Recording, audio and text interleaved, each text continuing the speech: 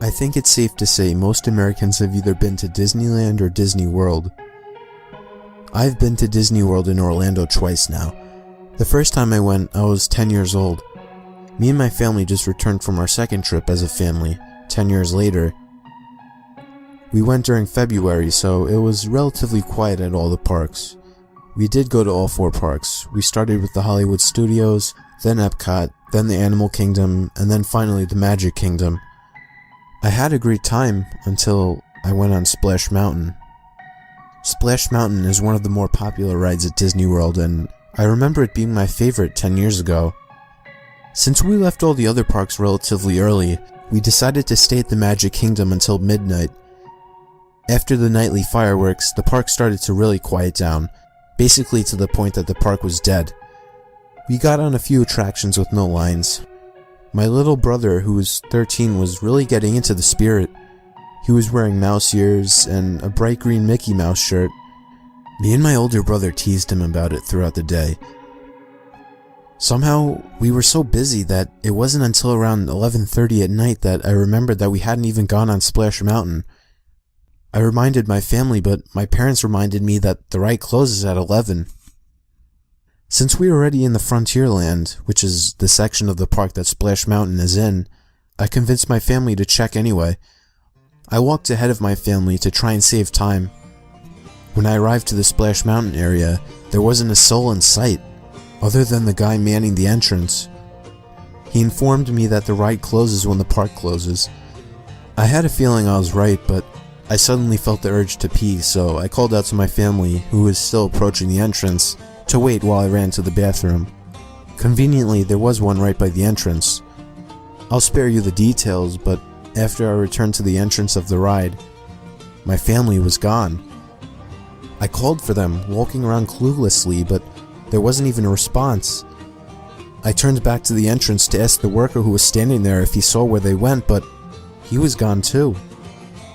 I was about to take out my phone and call them when suddenly I heard the sound of my 2 brothers laughing from down the entrance of the ride. What the hell are they doing? I thought. They're not planning on going the ride without me, are they? I ran down the cave-like entrance of the ride, but the sounds of my brothers laughing didn't seem to get any closer. I called out for my parents and for my brothers, but they didn't respond. How could they not hear me? I made it to the room where you board the log boats, but there were no employees anywhere in sight. But what I did see was one of the boats leaving the boarding room, and I could see my little brother in his green shirt and mouse ears sitting in the back seat of one of them. He was next to somebody else, probably my older brother. I screamed their names in anger, but they didn't hear me. I couldn't understand why they would go on the ride without me. Another boat was about to leave the room, so I hopped onto it since there were no employees to tell me otherwise. I was on the next boat behind my family. As I slowly rowed out of the room and eventually outside, I couldn't see my family ahead of me. It didn't make sense. I wasn't too far behind them to start with. How fast could their boat be going? I sat with mixed emotions, mostly confusion and anger, as the ride slowly progressed, until I finally entered the cave with all of those singing robots. I guess where the ride actually begins. This is where things began to get strange. Well, stranger. The first things I was greeted by were a bunch of giant singing birds. I remembered these things from 10 years ago. As they sang their song, their heads slowly turned to constantly face the boat, and all their eyes seemed to be locked onto mine. I didn't remember them doing this last time. It was very unsettling seeing those things looking at me as if they were actually aware of my presence. I obviously assumed it was just some updated technology to add to the atmosphere of the ride. After all, it was Disney. Sitting all alone on this ride, I felt uncomfortable. I know it's a Disney ride, but you wouldn't understand. Being on a dark and slow ride all alone at this time at night, with seemingly nobody around, it gives a very unsettling feeling. After the birds, I slowly approached Bear Fox and Bird Bear, who were seemingly plotting to capture Bear Rabbit. See, if you know anything about this ride, you would know that you're entertained throughout by animatronic versions of the characters from the movie Song of the South. Specifically, a hungry fox and his dim-witted henchman Bear, who constantly make goofy attempts to capture a rabbit for a quick snack. Anyway, back to the ride.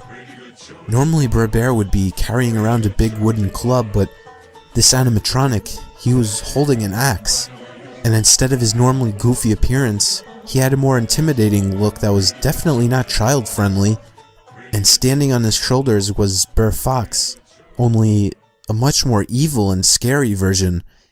He had much sharper teeth, and instead of his kid-friendly evil smile, it was a much more disturbing face, a clearly unhappy and resentful face. Upon getting closer, I could see that the fox had a large knife in his hand.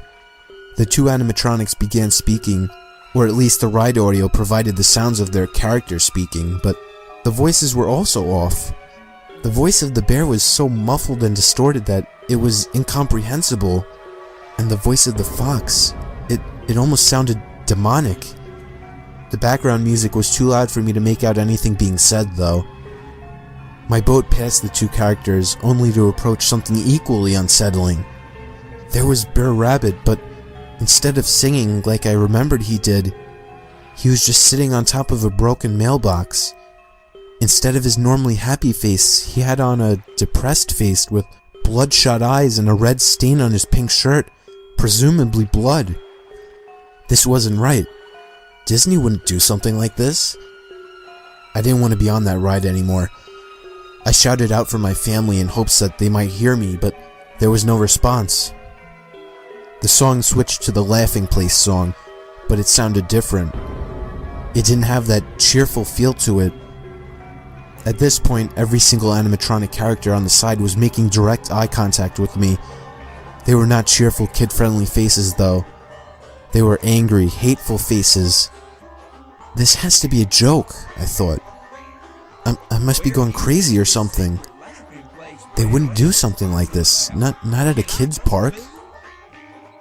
The next time that I saw the main characters, it was even worse. Brer Fox was waving his arm in anger and yelling something incomprehensible at Brer Bear, whose axe was now covered in blood. The first thought that came up was, whose or what's blood? And then I saw that Brer Fox was actually waving something in his hand. It was a dismembered arm, the arm of Brer Rabbit. In front of the two robots was a blood trail that looked too real. It all looked too real. I could see fake blood dripping out of the prop that the fox was holding. It has to be fake blood, I thought to myself. Before exiting this section of the ride, there was one more disturbing scene. Brer Rabbit, limping across the field with a trail of blood following him.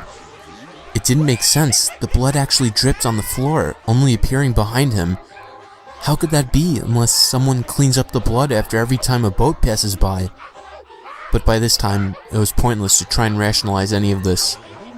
All I wanted was to get off this ride and see my family's reaction. After this, finally came the most anticipated part of the ride, which is the big drop. The boat climbed up to an angle and began to climb up the hill. At this point, anybody would be excited, but I wasn't even thinking about it. I was so focused on what I had just seen on a Disney ride. As I neared the top of the hill, there was one more scene waiting at the side. From what I remembered 10 years ago, it was Brer Rabbit tied to a pole over a fire, begging to be let go by Brer Fox.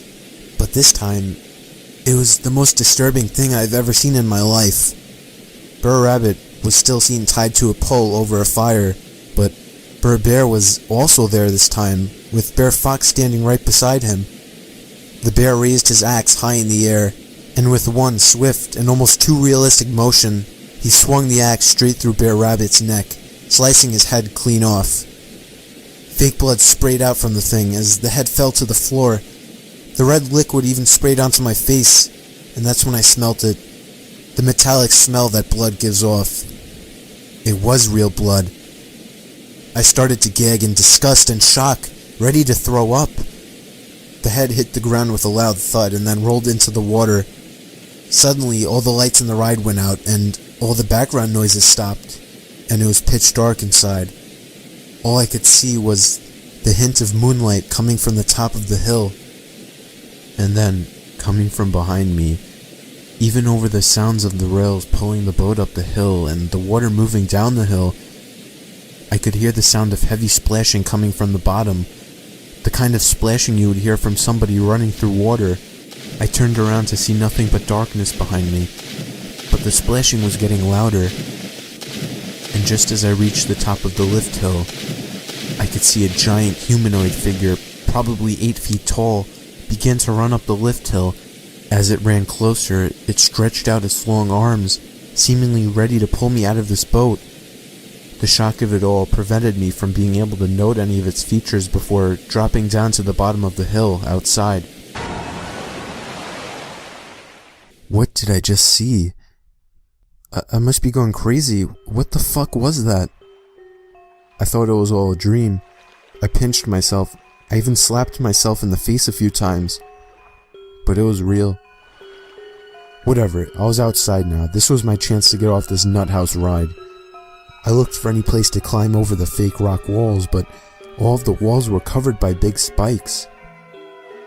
They weren't even just decorative props. These things looked dangerously sharp. Hell, they looked deadly.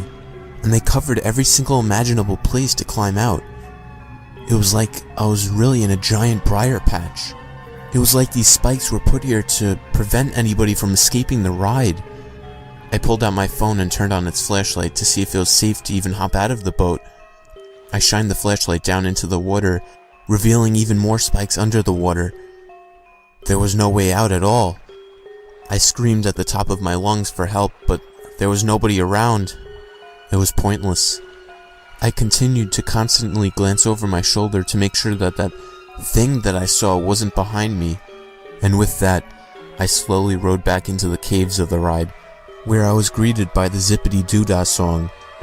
Only, it was a much slower and depressing version. The first thing I was greeted by after riding into the cave was a big sign hanging over my head, reading, "Rest in peace, Bear Rabbit." And to the right were countless animatronic animals, ranging from frogs to chickens to ducks, all dressed in black, apparently mourning at the death of Bear Rabbit. Suddenly, the boat came to a sudden stop, and all the background music stopped, along with the motors and water flow, leaving nothing but utter silence. I focused my attention to the dozens of animatronic characters who were now all frozen, apparently turned off. I turned away, scanning the room for any actual living beings or some kind of exit. I again resorted to shouting for help, but of course it did no good. Just as I was ready to give up trying to escape the ride, my luck finally seemed to change as I saw the glowing red text of an exit sign, slightly hidden behind a big rock. That was my way out. There were no spikes in here. I took one more glance over my shoulder to make sure nothing was behind me, but that's when I saw something in my peripheral vision.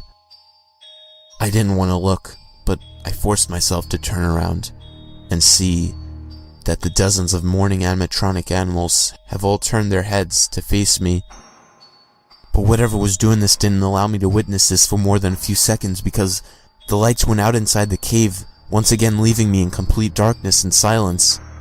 Even though it was rather cold inside, I felt myself starting to sweat, and I could feel my heart punching the inside of my chest. Then, the sound of heavy footsteps coming from the platform broke the silence.